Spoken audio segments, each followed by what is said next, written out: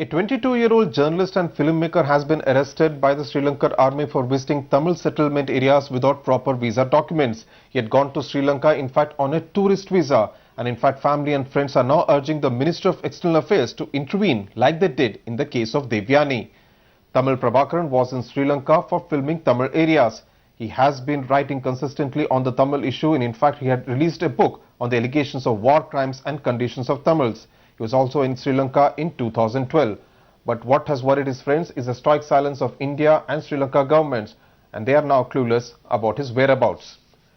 My colleague Premvada spoke to the filmmaker's friend and activist Tirumurugan Gandhi.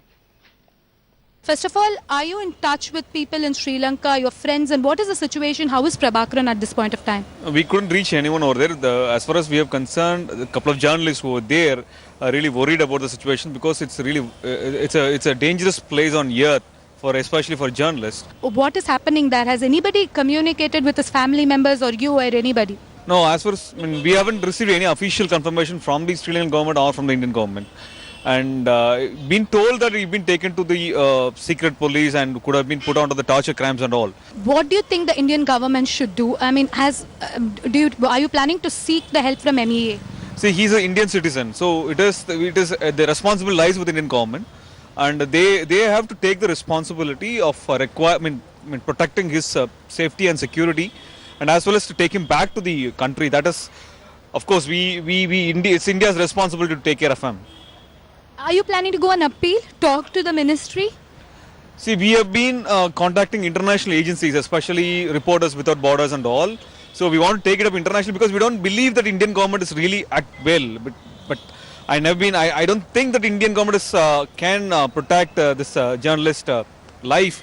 So we don't have much hopes with Indian government. But we are trying for the international platforms, and India is complicit with genocide there. So that is recent tribunal verdict which I was appearing. So I know that India will not support us.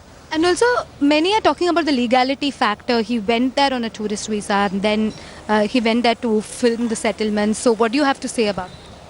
See, what happened to Devyani thing? Always visa violations could be there, but it's not a kind of a crime where you can go and take him to the torture camp and torture him and probably harm him. See, that's not the kind of a thing. So if it's for Devyani, it's for Prabhakaran too. So both in Indian constitution, everybody is of same. Finally, what's the next course of action? So we will not leave this here. We will take it up very strongly, and we will take it very sincerely.